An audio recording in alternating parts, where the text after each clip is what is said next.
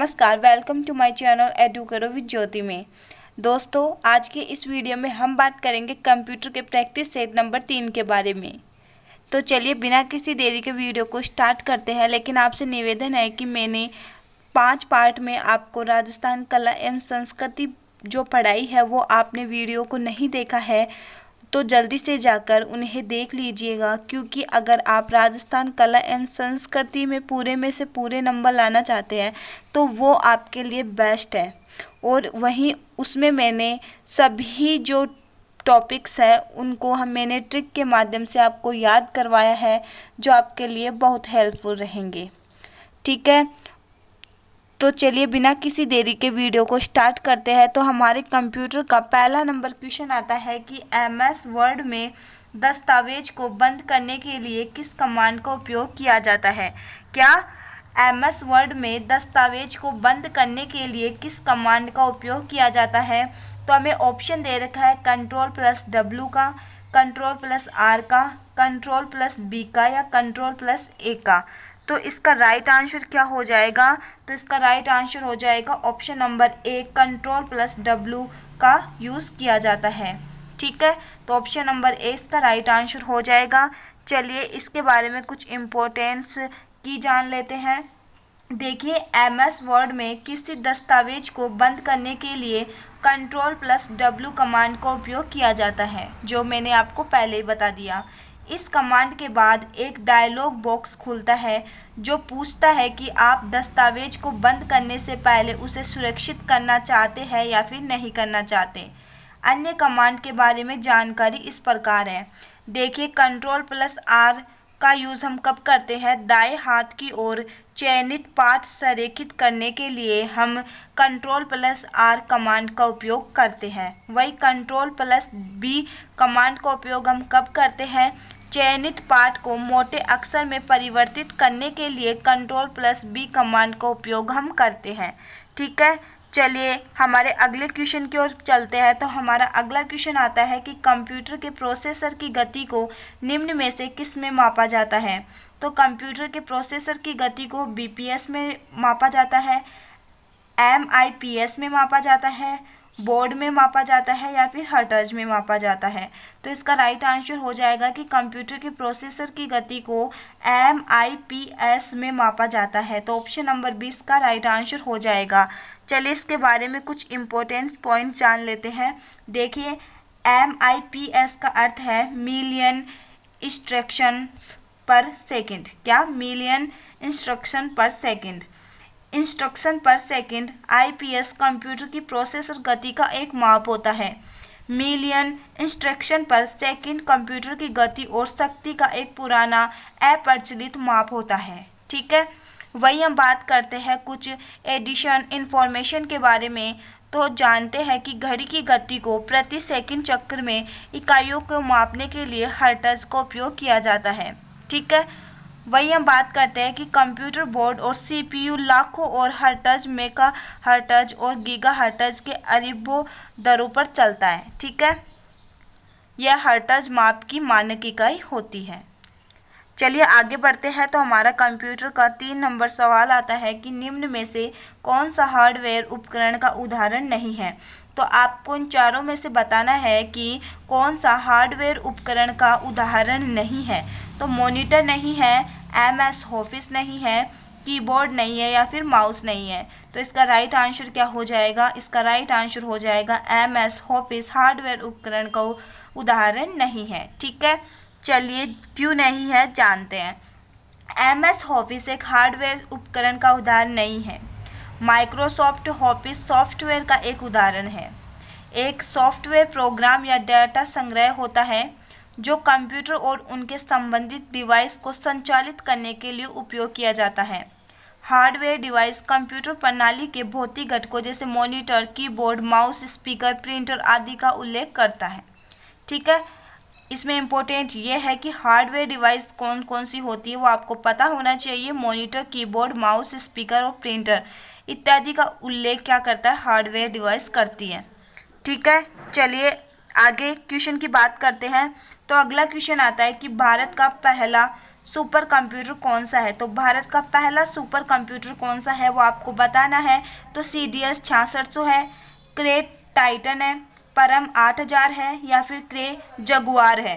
तो इसका right answer क्या हो जाएगा कि भारत का पहला सुपर कंप्यूटर है परम 8000। ये काफी इंपॉर्टेंट क्वेश्चन है, काफी एग्जामों में पूछा जा चुका है कि भारत का पहला सुपर कंप्यूटर कौन सा है, तो वह है परम 8000। ठीक है, चलिए इसके बारे में कुछ इम्पोर्टेंस की के बारे में जानते हैं। तो परम 8000 भारत का पहला सुपर कंप्यूटर है। इसे 1991 में डॉक्टर विजय भटकर की अध्यक्षता में उन्नत कंप्यूटिंग के विकास के लिए केंद्र द्वारा डिजाइन और संकलित किया गया था। ठीक है, ये भी आप याद रखिएगा। चलिए अगले क्वेश्चन की बात करते हैं। वही हमारा अगला क्वेश्चन आता है कि प्रथम पीढ़ी के कंप्यूटर का प्रमुख घटक क्या था। इसमें आपको बताना है कि प्रथम पीढ़ी के कंप्यूटर का प्रमुख घटक क्या था। ट्रांजिस्टर था, वैक्यूम ट्यूब था, इंटीग्रेटेड सर्किट था या फिर इनमें से कोई नहीं था। तो इसका राइट आंसर क्या हो जाएगा कि प्रथम पीढ़ी के कंप्यूटर का प्रमुख घटक क्या था, वैक्यूम ट्यूब था। क्या था, वैक्यूम ट्यूब था। चलिए कुछ इंपॉर्टेंट पॉइंट्स के बारे में जान लेते हैं। तो पहली पीढ़ी के कंप्यूटर का प्रमुख घटक वैक्यूम ट्यूब था। पहली पीढ़ी की अवधि 1946 से 1949 के बीच थी। इस पीढ़ी के कंप्यूटरों में मेमोरी के मुख्य घटक के रूप में वैक्यूम ट्यूब का उपयोग किया जाता था।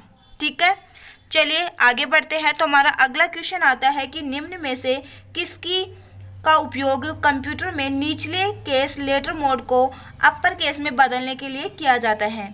क्या पूछा गया है कि निम्न में से किसकी का उपयोग कंप्यूटर में निचले केस लेटर मोड को अपर केस में बदलने के लिए किया जाता है।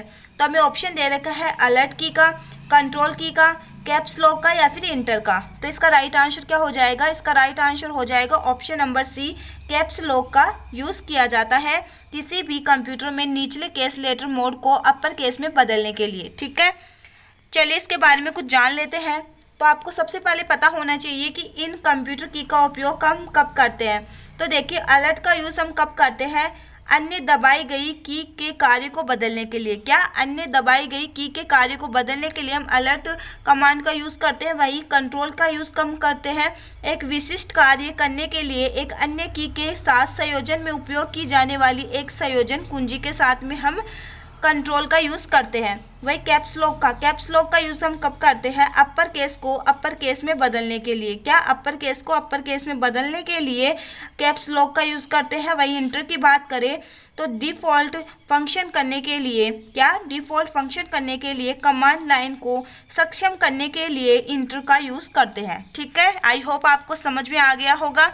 चलिए आगे बढ़ते हैं। तो हमारा अगला क्वेश्चन आता है कि 1024 बाइट किसके बराबर होता है। क्या, 1024 बाइट किसके बराबर होता है, एक टीबी के बराबर होता है, एक जीबी के बराबर होता है, एक एमबी के बराबर होता है या फिर एक केबी के बराबर होता है।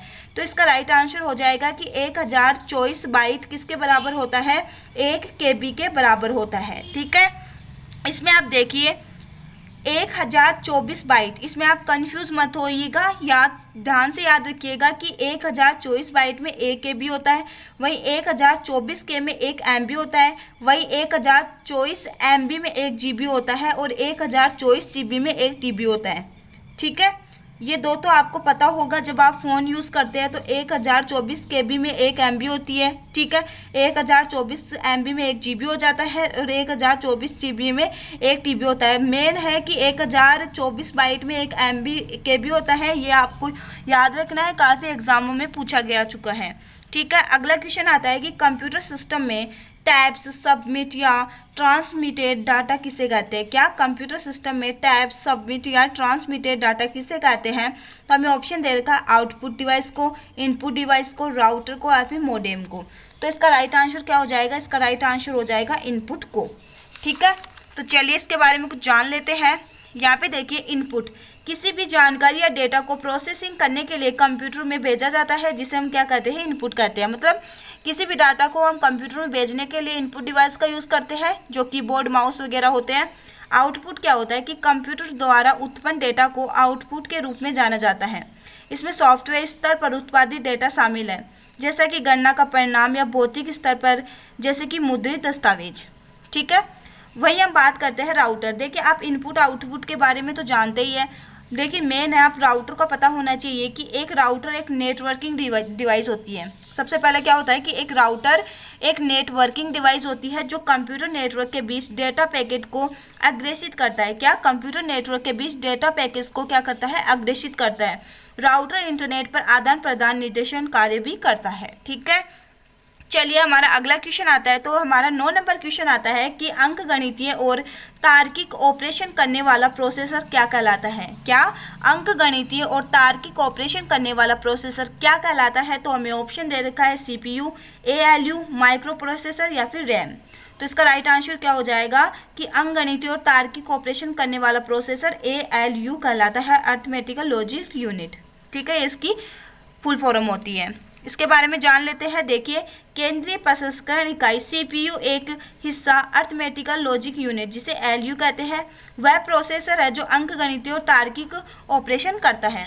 एएलयू के लिए इनपुट में 2 तत्व होते हैं, ऑपरेड डेटा जिस पर संचालन किया जाता होता है और कोड जो इंगित करता है कि दिए गए डेटा पर किसी ऑपरेशन को करना है। इनपुट के आधार पर एएलयू बाइनरी नंबरों का ऑपरेशन करता है। ठीक है, चलिए हमारा आज का अंतिम क्वेश्चन आता है कि लैपटॉप के एक मानक अल्फा न्यूमेरिक कीबोर्ड में आमतौर पर कितनी कुंजियां होती है? काफी इंपॉर्टेंट क्वेश्चन है कि लैपटॉप के एक मानक अल्फा न्यूमेरिक कीबोर्ड में आमतौर पर कितनी कुंजियां होती है? तो हमें पता होना चाहिए 76 80 कुंजी, 81 से 84 कुंजी, यहाँ पे 100 से 104 कुंजी, 108 से 112 कुंजी। तो इसका राइट आंसर क्या हो जाएगा? तो इसका राइट आंसर हो जाएगा 100 से 104 कुंजी होती है। कहाँ होती है? अल्फामेटिक न्यूमेरिक कीबोर्ड में। ठीक है, आई होप आपको ये प्रैक्टिस सेट अच्छा लगा होगा।